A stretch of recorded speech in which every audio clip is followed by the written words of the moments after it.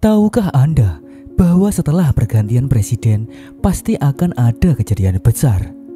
Saat ini di Indonesia akan ada pelantikan presiden baru, yaitu Bapak Prabowo Subianto.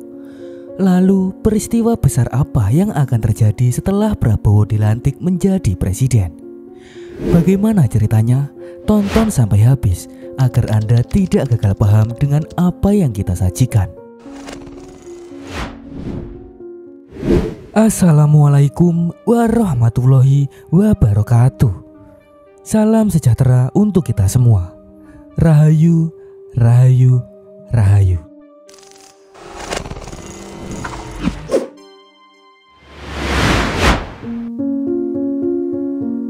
Setelah pemilu 2024 berakhir dan suara telah dihitung, akhirnya Bapak Prabowo Subianto terpilih dan akan dilantik menjadi presiden Indonesia. Pasti akan ada banyak peristiwa besar yang terjadi di Indonesia, mulai dari kebijakan baru hingga perubahan yang mungkin sangat besar. Lantas, apa yang terjadi jika Prabowo dilantik dan sah menjadi presiden Indonesia? Inilah 7 peristiwa besar setelah Prabowo Subianto dilantik menjadi presiden Indonesia.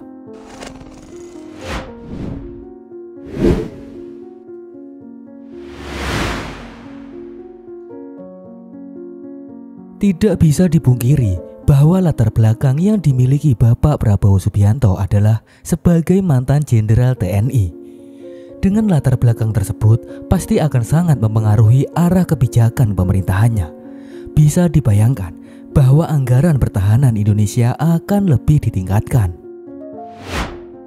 Indonesia terletak di jalur strategis antara Samudra Hindia dan Pasifik.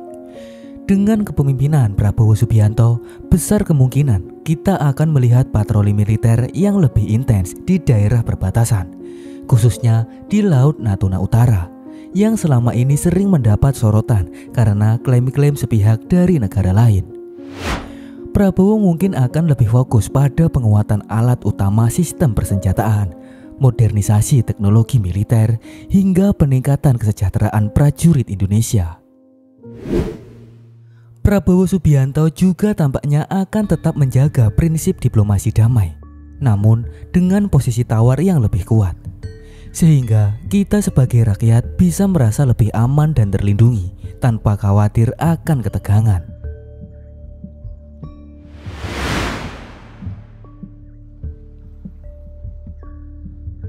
Di panggung internasional, Bapak Prabowo Subianto mungkin akan lebih aktif dalam memperkuat hubungan dengan negara-negara besar. Hubungan yang lebih erat dengan negara-negara seperti Amerika Serikat, Tiongkok, Rusia, dan negara-negara ASEAN mungkin akan menjadi prioritas. Salah satu hal yang menarik adalah bagaimana Prabowo Subianto bisa menjadi figur yang disegani di kancah internasional. Dengan latar belakang militer dan pengalaman politiknya, Prabowo mungkin akan lebih sering terlibat dalam perbincangan penting dunia, baik keamanan regional, perdagangan, maupun kerjasama di bidang teknologi dan energi. Diplomasi yang dibawakan Prabowo Subianto mungkin juga akan membawa Indonesia ke posisi yang lebih strategis, misalnya dalam isu perubahan iklim, teknologi, atau bahkan perdamaian dunia. Jadi, kita bisa berharap Indonesia akan lebih didengar suaranya di kancah internasional dengan kebijakan luar negeri yang proaktif namun tetap berpihak pada kepentingan NKRI.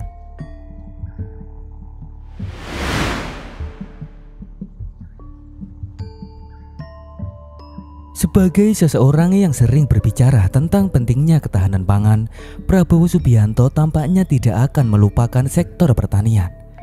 Kita bisa membayangkan akan ada banyak kebijakan baru untuk mendukung para petani.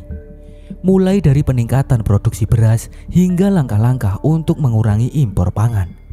Bisa jadi ini adalah salah satu prioritas dari Prabowo Subianto. Yang lebih menarik lagi, mungkin Prabowo Subianto akan mendorong inovasi di sektor ini.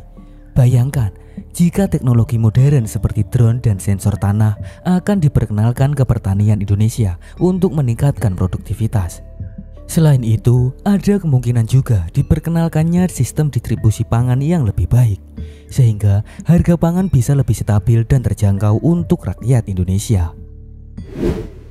Prabowo Subianto mungkin juga akan mendukung diversifikasi pangan. Jadi, kita tidak hanya mengandalkan beras, tapi juga memperkuat produksi komoditas lain seperti jagung, kedelai, atau bahkan umbi-umbian. Ini bukan cuma soal swasembada, tapi juga untuk menjaga gizi masyarakat Indonesia agar tetap seimbang dan bervariasi.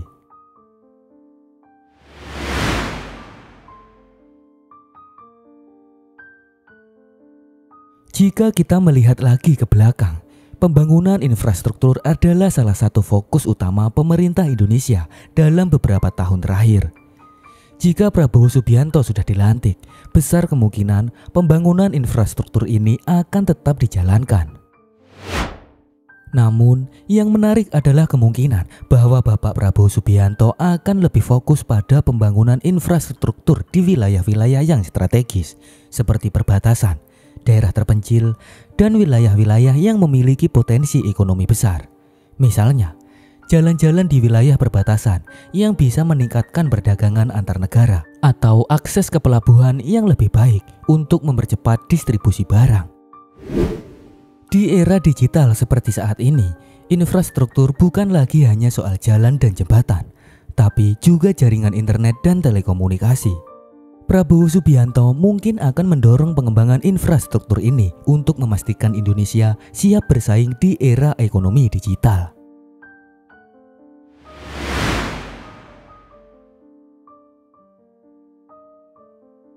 Ada satu hal yang bisa kita harapkan dari Bapak Prabowo Subianto, yaitu penegakan hukum yang mungkin akan lebih tegas.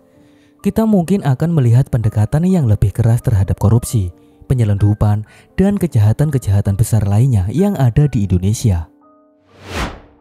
Selama masa kampanye, Prabowo Subianto sering menyuarakan pentingnya penegakan hukum yang adil dan tegas. Jika beliau sudah dilantik, kita bisa membayangkan akan ada reformasi besar yang bakal terjadi di sektor hukum. Namun, harapannya adalah penegakan hukum yang tegas ini tetap dilakukan dengan prinsip-prinsip keadilan dan hak asasi manusia. Jadi, meskipun hukum ditegakkan dengan keras, namun tetap ada rasa keadilan yang dirasakan oleh masyarakat Indonesia.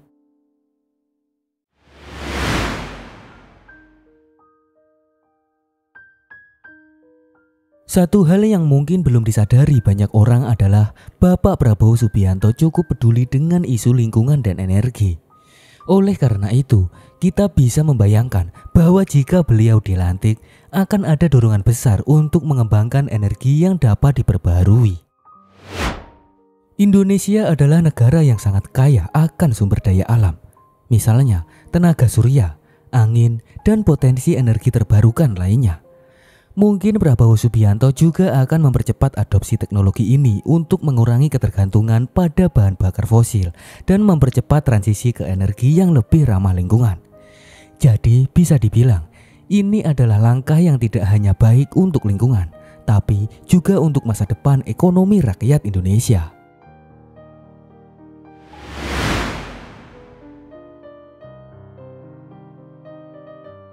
Yang terakhir, kita bisa berharap bahwa Bapak Prabowo Subianto akan bekerja sangat keras untuk menjaga stabilitas politik dan sosial di Indonesia. Hal ini terjadi karena Indonesia adalah negara dengan beragam suku, agama, dan latar belakang budaya. Maka, menjaga harmoni di tengah-tengah masyarakat adalah tugas yang tidak mudah untuk dijalankan. Prabowo Subianto yang telah berkecimpung di dunia politik cukup lama, tampaknya cukup paham akan pentingnya konsolidasi politik.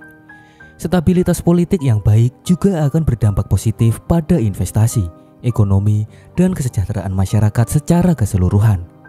Dengan pendekatan yang inklusif dan bijaksana, kita berharap Indonesia akan tetap menjadi negara yang aman, damai, dan penuh dengan peluang bagi semua orang. Itulah 7 peristiwa besar setelah Prabowo Subianto dilantik menjadi Presiden Indonesia. Tentunya ini semua menurut spekulasi yang berbasis pada pandangan dan janji-janji yang telah beliau sampaikan. Namun harapan kita semua tetap sama. Semoga negara Indonesia kita ini akan semakin maju dan sejahtera di bawah kepemimpinan Presiden Bapak Prabowo Subianto. Demikian info yang bisa saya sampaikan. Apabila masih terdapat banyak kesalahan, saya mohon maaf yang sebesar-besarnya. Untuk Anda yang tertarik dengan video lainnya, silahkan tonton dan nikmati videonya hanya di GOP Production, pastinya lengkap. Jika Anda punya pemikiran lain, berikan pendapat Anda di kolom komentar. Terima kasih sudah meluangkan waktunya untuk menonton. Wassalamualaikum warahmatullahi wabarakatuh.